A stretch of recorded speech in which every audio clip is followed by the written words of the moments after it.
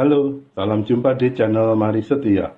Saya Pio Sumartoyo. Melalui rangkaian video, saya mengajak kekristenan berefleksi untuk menjadi lebih setia kepada Injil. Video nomor 6 ini mengambil tema kontroversi dalam Injil, bagian yang kedua. Saya bawa ke sini pertanyaan dari video nomor 5. Bagaimana cara memberi penjelasan untuk mengatakan bahwa ayat-ayat kontroversi tersebut tidak bertentangan dengan keilahian Yesus? Pertama akan saya sampaikan temuan oleh otoritas gereja.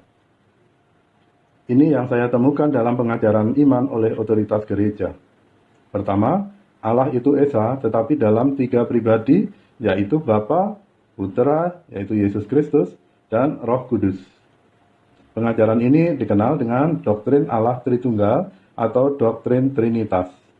Melalui doktrin Trinitas, gereja mengajarkan sebagai dogma bahwa Yesus adalah Allah. Kedua, Yesus adalah sungguh Allah dan sungguh manusia. Kita tidak mungkin mendapatkan penjelasan yang tuntas memuaskan perihal 2 pokok pengajaran iman tersebut. Sebab kebenaran dan penjelasan tuntas merupakan misteri yang tersembunyi bagi manusia. Atas dasar pengajaran iman itu, dalam diskusi perihal kontroversi, saya hampir selalu menerima penjelasan dalam wujud yang sangat sederhana dan singkat. Yesus adalah sungguh Allah dan sungguh manusia. Pada waktu itu, pada ayat-ayat kontroversi itu, Yesus sedang berbicara sebagai manusia. Selanjutnya akan saya sampaikan temuan pribadi. Kebetulan saya bukan orang yang mudah tinggal di dalam misteri. Karenanya saya telah harus melakukan permenungan pribadi. Saya juga telah harus melakukan permenungan pribadi untuk bisa berdamai dengan doktrin Trinitas. Tidak kurang dari 40 tahun harus saya lewati dalam usaha mengartikulasikan iman Kristiani saya.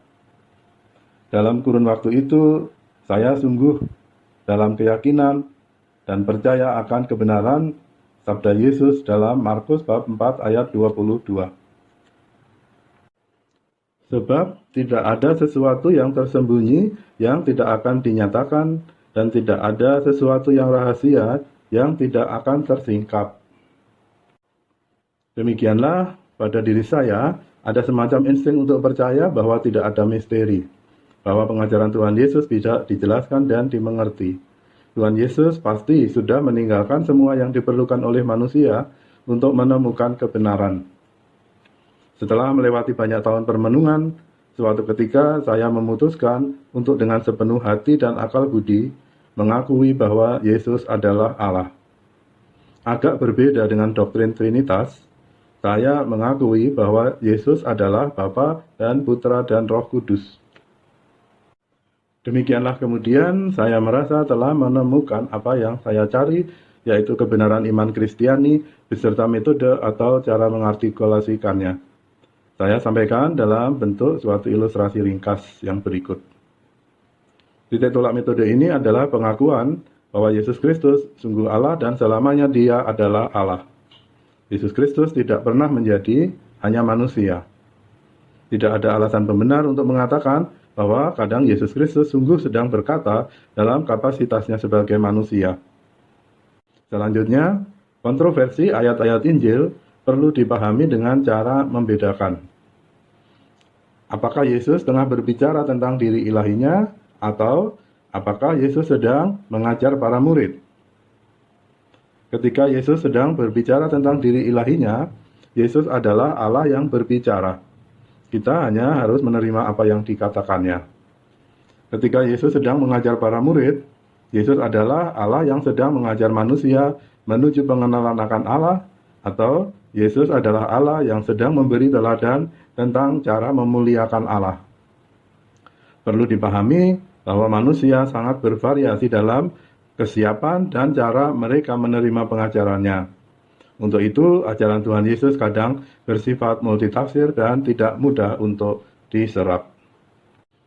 Sebagai contoh, walau menurut Yohanes bab 10 ayat 30, Yesus dan Bapa adalah satu, banyak kali Yesus seperti sedang berbicara tentang Bapa atau sedang berbicara dengan Bapa sebagai pribadi lain. Yesus membuat ini terjadi karena banyak orang tidak mampu menerima Yesus sebagai Bapa. Mereka lebih mudah menerima Yesus sebagai utusan Bapa atau menerima Yesus sebagai putra Bapa. Namun, Tuhan Yesus mengetahui bahwa akan tiba saatnya bahwa mereka yang mencari akan menemukan kebenaran yang Ia perkenalkan kepada dunia ini. Di banyak waktunya bersama para murid dan khalayak umum, Yesus berbicara lebih sebagai seorang guru, bukan sebagai Allah. Pada sedikit kesempatan, Yesus secara tersamar berbicara tentang dirinya yang ilahi. Sebagai tambahan latar belakang, kita juga perlu menyadari bahwa manusia tidak pernah melihat Allah, tetapi manusia mempunyai persepsi tentang Allah. Tuhan Yesus yang adalah Allah mengetahui bahwa manusia memerlukan waktu untuk berproses meninggalkan persepsi tentang Allah menuju kepada mengenal yang sungguh Allah. Allah mempunyai banyak waktu menunggu dan Ia memberi banyak kesempatan kepada manusia untuk bertumbuh hingga tiba pada mengenal dirinya. Tuhan Yesus mengetahui bahwa para murid tidak mungkin segera menyerap semua pengajarannya. Karena itu, Ia merancang dan menuntun para murid untuk mengenalnya secara bertumbuh. Injil Yohanes bab 16 ayat 12 dan 13 memberi petunjuk tentang itu. Masih banyak hal yang harus kukatakan kepadamu, tetapi sekarang kamu belum dapat menanggungnya. Tetapi apabila Ia datang, yaitu Roh kebenaran, Ia akan memimpin kamu ke dalam seluruh kebenaran. Pada kutipan tadi, perhatikan, ketika Tuhan Yesus bersama para murid, Ia mengatakan bahwa masih ada pengajaran yang mereka belum mampu memahami. Para murid masih harus menunggu Roh Kudus menuntun mereka ke dalam seluruh kebenaran. Pesan pentingnya, kita perlu memberi ruang dan waktu kepada berjalannya proses. Baiklah, sesi ini sudah cukup panjang. Jawaban untuk kontroversi yang telah saya sebutkan, saya tunda ke beberapa sesi video mendatang. Tetapi sebelum menutup sesi ini, saya akan mengangkat satu ayat kontroversi lagi. Narasi ayat ini seperti tidak mendukung keilahian Yesus. Injil Matius bab 1 ayat 20 dan 21. Yusuf, anak Daud, janganlah engkau takut mengambil Maria sebagai istrimu, sebab anak yang di dalam kandungannya adalah dari Roh Kudus. Ia akan melahirkan anak laki-laki dan engkau akan menamakan dia Yesus. Karena dialah yang akan menyelamatkan umatnya dari dosa mereka. Pada kutipan tadi, perhatikan, sebab anak yang di dalam kandungannya adalah dari Roh Kudus. Anak kalimat tersebut membawa kepada pengertian bahwa anak yang dikandung oleh Bunda Maria adalah anak yang berasal dari Roh Kudus. Pertanyaannya, bagaimana yang berasal dari Roh Kudus bisa dimuliakan sebagai Allah?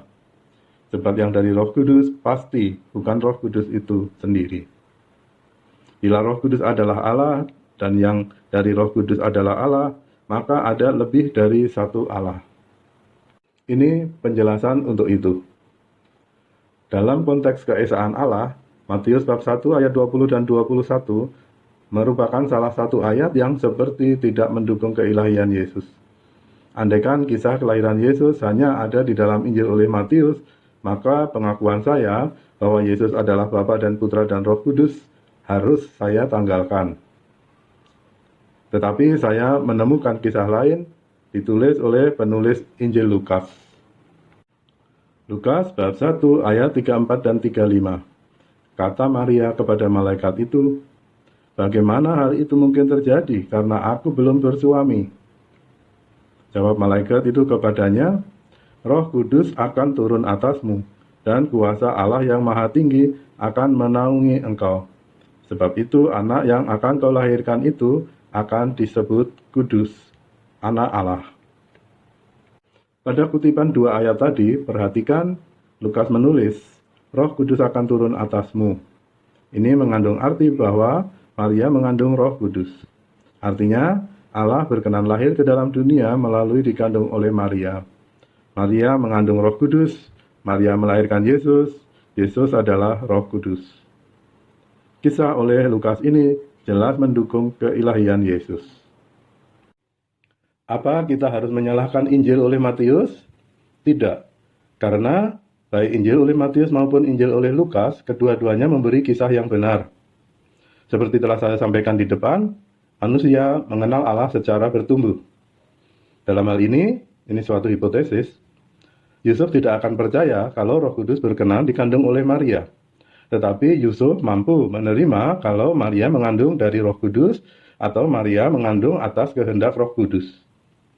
Di waktu yang sama, Maria telah mengenal Allah pada tingkatan yang lebih tinggi dibanding Yusuf. Maria mampu menerima kehendak Allah yang di luar jangkauan pikir manusia. Roh Kudus akan turun atasmu. Karena ada perbedaan tingkat pengenalan, malaikat memberi pesan yang berbeda untuk hal yang sama. Ringkasnya, Allah melaksanakan rencananya sesuai dengan kemampuan manusia untuk menerima. Manusia disilahkan menerima sesuai dengan kemampuannya. Injil oleh Matius benar, Injil oleh Lukas juga benar. Demikian tadi suatu rintisan penjelasan atas suatu kontroversi. Di video lanjutan nanti saya akan membahas satu persatu dari daftar 8 kontroversi yang telah disebutkan tadi. Sekian dan terima kasih telah menyimak. Jangan lupa subscribe untuk menerima info video lanjutan. Silahkan share untuk ikut mewartakan Injil kepada lebih banyak orang. Tuhan Yesus memberkati.